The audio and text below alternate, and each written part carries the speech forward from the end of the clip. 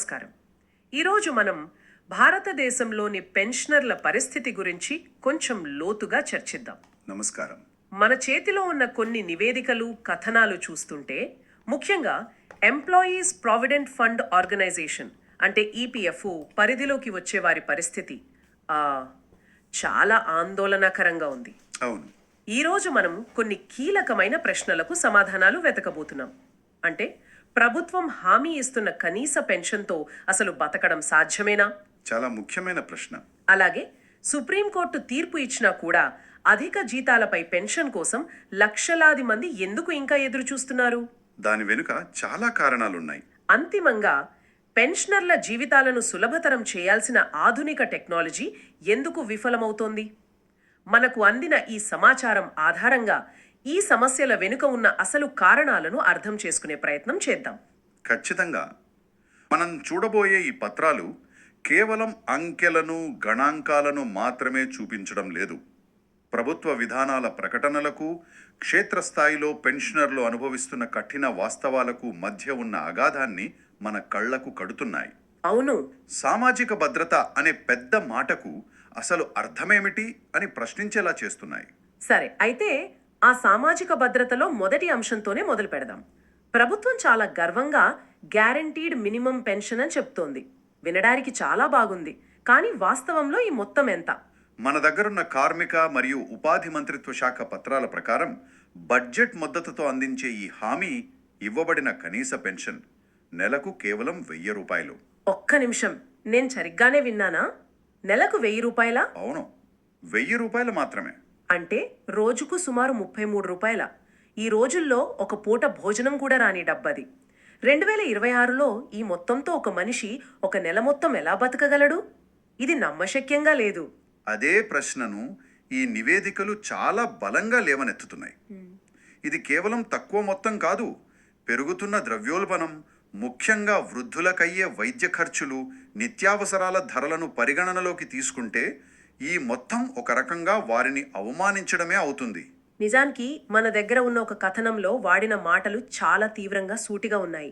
వాళ్ళు దీన్ని ఎలా వర్ణించారంటే, ఇది 3 పూటల భోజనంలో 2 పూటలు మానేయమని ప్రభుత్వం ఇచ్చే అధికారిక ఆహ్వానం. చాలా కఠినమైన మాటలు, కానీ పరిస్థితికి అద్దం పడుతున్నాయి. ఈ మాటలు వింటుంటేనే పరిస్థితి ఎంత దారుణంగా ఉందో అర్థమవుతోంది. జీవితాంతం దేశం కోసం పనిచేసిన వారికి ప్రభుత్వం ఇచ్చే గౌరవం ఇదేనా అనిపిస్తుంది. ఈ కనీస పెన్షన్ వెనుక ఉన్న ఆలోచన మంచిదే కావచ్చు. ఎవరికైనా కనీస ఆధారం ఉండాలనేది మంచి సూత్రమే. కానీ ఆచరణలో ఆ మొత్తం వాస్తవికతకు చాలా దూరంగా ఉంది. అంటే ఇదొక రకమైన వ్యవస్థాగత నిర్లక్ష్యం అంటారా? అలానే కనిపిస్తోంది. ఎందుకంటే ద్రవ్యోల్బణాన్ని పరిగణలోకి తీసుకోకపోవడం అనేది ఒక చిన్న పొరపాటు కాదు, అది విధానపరమైన వైఫల్యం. సరే, ఈ 1000 రూపాయల కనీస పెన్షన్ కథ ఇలా ఉంటే, తమకు హక్కుగా రావాల్సిన అధిక పెన్షన్ కోసం ఎదురు చూస్తున్న వారి పరిస్థితి మన సోర్స్ ప్రకారం ఇంకా దారుణంగా ఉంది. అవును, వీరికి నవంబర్ 2022లో సుప్రీంకోర్టు నుంచి ఒక అనుకూలమైన తీర్పు కూడా వచ్చింది కదా? వచ్చింది. అది ఒక చారిత్రాత్మక తీర్పు. ఉద్యోగి వాస్తవ జీతం ఆధారంగా అధిక పెన్షన్ లెక్కించాలని కోర్టు చాలా స్పష్టంగా చెప్పింది. దీంతో లక్షలాది మంది పెన్షనర్లలో ఆశలు చిగురించాయి. ఆ తీర్పు స్ఫూర్తితో చాలా మంది దరఖాస్తు చేసుకుని ఉంటారు. అవును, జూలై 2023 నాటికి దాదాపు 17.49 లక్షల మంది, అంటే సుమారు 17.5 లక్షల మంది అధిక పెన్షన్ కోసం ఆన్లైన్లో దరఖాస్తు చేసుకున్నారు. 17.5 లక్షల మంది, అది చాలా పెద్ద సంఖ్య. మరి వారి దరఖాస్తుల పరిస్థితి ఏంటి? అందరికీ అధిక పెన్షన్ రావడం మొదలైందా? ఇక్కడే అసలు విషాదం మొదలైంది.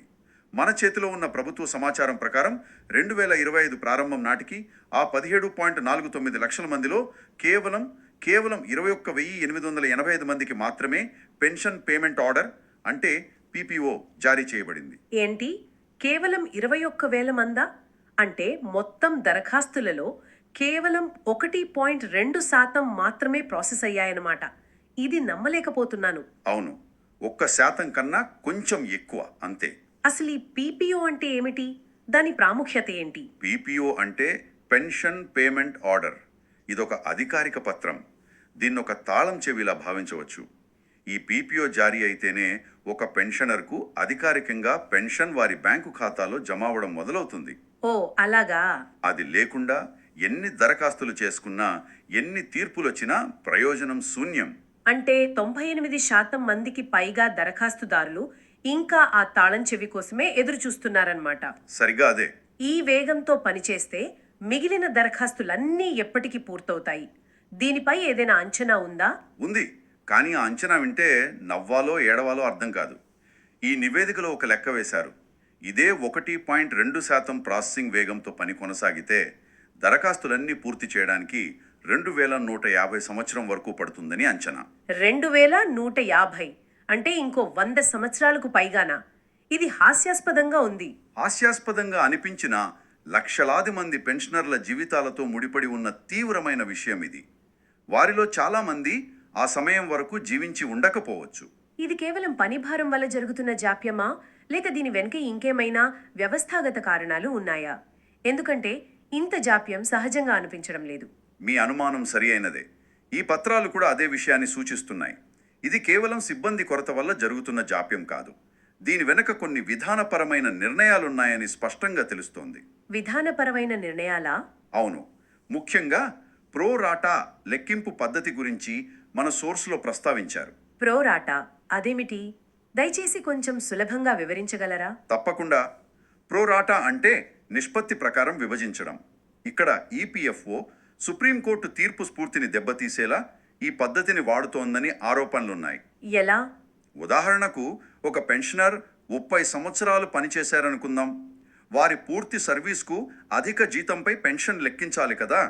కానీ ఈపీఎఫ్ఓ ఏం చేస్తోందంటే వారి సర్వీసును 2 భాగాలుగా విభజిస్తోంది. అంటే పాత రూల్స్ ప్రకారం మీ సర్వీసులో కొంతకాలానికి పాత జీతంపై, కొత్త రూల్స్ ప్రకారం మిగిలిన కాలానికి కొత్త జీతంపై లెక్కిస్తామని చెబుతోంది. దీనివల్ల సుప్రీంకోర్టు తీర్పు యొక్క పూర్తి ప్రయోజనం పెన్షనర్కు అందకుండా చేతికి వచ్చే మొత్తం గణనీయంగా తగ్గిపోతోంది. ఓ, అర్థమైంది. అంటే పేరుకే అధిక పెన్షన్ ఇచ్చి లెక్కల్లో మాయ చేసి ప్రయోజనాన్ని తగ్గిస్తున్నారన్నమాట. సరిగ్గా. మంత్రిత్వ శాఖ దీన్ని సమానత్వం, న్యాయబద్ధం అని సర్క్యులర్లో చెబుతున్నా అసలు ఉద్దేశం పెన్షన్ మొత్తాన్ని తగ్గించడమేనని ఈ నివేదికలు ఆరోపిస్తున్నాయి. ఇది చాలా తీవ్రమైన విషయం. ఇక బకాయిల వ్యవహారంలో కూడా ఏదో సమస్య ఉందని చదివాను. అవును. ఇక్కడ ఒక రకమైన ద్వంద్వ నీతి కనిపిస్తోంది. పెన్షనర్లు ఈపీఓకి కొంత మొత్తం బకాయి పడితే దాన్ని ఈపీఓ వారికి చెల్లించాల్సిన బకాయిల నుండి సర్దుబాటు చేయటం సహజం. కానీ అధికారులు అలా చెయ్యటం సరికాదు అని చెబుతున్నారట. అంటే పెన్షనర్ల నుండి తమకు రావాల్సిన డబ్బును డిమాండ్ లెటర్ల ద్వారా వెంటనే వసూలు చేస్తూ తాము వారికి చెల్లించాల్సిన బకాయిలను మాత్రం నెలల తరబడి ఆలస్యం చేస్తున్నారని ఈ పత్రాలు విమర్శిస్తున్నాయి. ఇది పెన్షనర్లను ఆర్థికంగా, మానసికంగా ఇబ్బంది పెట్టడమే కదా? ఖచ్చితంగా. అంటే విధానపరమైన అడ్డంకులు, లెక్కల్లో గందరగోళం, వీటన్నింటికీ తోడు టెక్నాలజీ కూడా పెన్షనర్లకు చుక్కలు చూపిస్తోందని మన సోర్స్ చెప్తోంది. ముఖ్యంగా డిజిటల్ లైఫ్ సర్టిఫికేట్ విషయంలో జరిగిన గందరగోళం గురించి కాస్త చెప్పండి. అవును, ఇది మరో పెద్ద వైఫల్యం. ప్రతి పెన్షనర్ తాను జీవించి ఉన్నానని నిరూపించుకోవటానికి ప్రతి సంవత్సరం లైఫ్ సర్టిఫికేట్ సమర్పించాలి. దాన్ని సులభతరం చేయడానికే కదా ఈ డిజిటల్ వ్యవస్థను తెచ్చింది. అవును.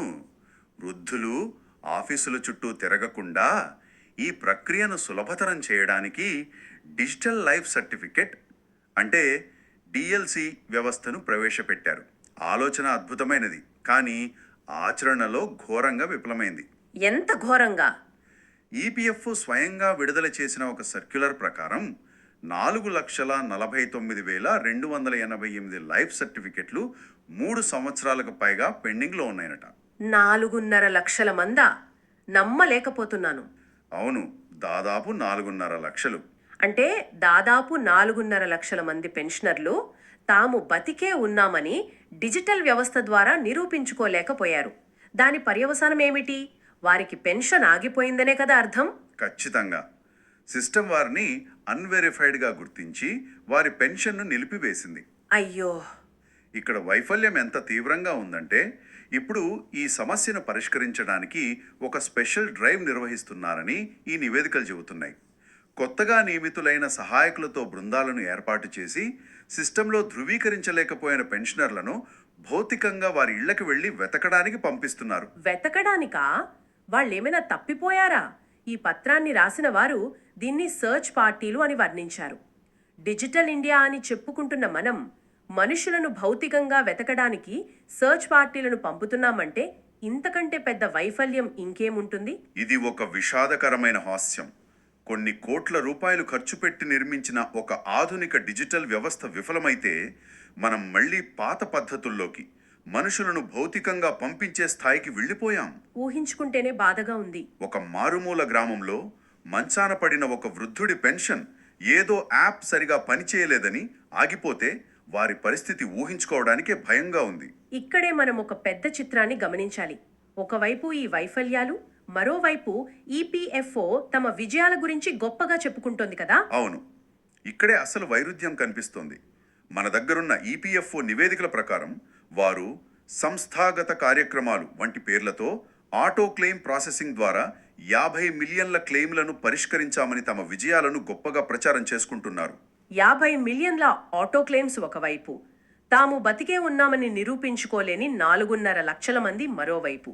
ఈ అంతరం చాలా స్పష్టంగా కనిపిస్తోంది. అవును, పేపర్ల మీద, నివేదికల్లో అంతా అద్భుతంగా ఉన్నట్లు చూపిస్తూ క్షేత్రస్థాయిలో మాత్రం పెన్షనర్లు తీవ్ర ఇబ్బందులు పడుతున్నారు. ఖచ్చితంగా ఈ సంఘటన ప్రభుత్వ విధానాల ప్రకటనలకు, క్షేత్రస్థాయిలో పెన్షనర్లు ఎదుర్కొంటున్న కఠిన వాస్తవాలకు మధ్య ఉన్న భారీ అంతరాన్ని స్పష్టంగా చూపిస్తుందని ఈ పత్రాలు వాదిస్తున్నాయి. ఇది కేవలం ఒక టెక్నికల్ సమస్య కాదు.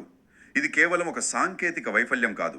వ్యవస్థాగత నిర్లక్ష్యానికి, ప్రాధాన్యతలు ఎక్కడ తప్పుతున్నాయో చెప్పడానికి ఇదొక నిలువుటద్దం. ఇంత జరుగుతున్నా ఈ పరిస్థితులను ఎదుర్కొంటూ పెన్షనర్లు నిశ్శబ్దంగా లేరని, తమ హక్కుల కోసం పోరాడుతున్నారని కూడా మన సోర్స్ స్పష్టం చేస్తోంది. అవును, వారు తమ గళాన్ని బలంగా వినిపిస్తున్నారు. నిరసనలు కూడా జరిగాయా? అవును, వేలాది మంది పెన్షనర్లు తమ వృద్ధాప్యాన్ని కూడా లెక్క చేయకుండా వీధుల్లోకి వచ్చి తమ ఆవేదనను వ్యక్తం చేశారు. వారి ప్రధాన డిమాండ్లేమిటి? అవి ఎంతవరకు సమంజసమైనవి? వారివి చాలా ప్రాథమికమైన, న్యాయమైన డిమాండ్లు. ప్రధానంగా 3 ఉన్నాయి. 1, కనీస నెలసరి పెన్షన్ 1000 నుండి కనీసం 7,500కు పెంచాలి. 7,500? అది ఇప్పటి పరిస్థితులకు కొంతలో కొంత నయం.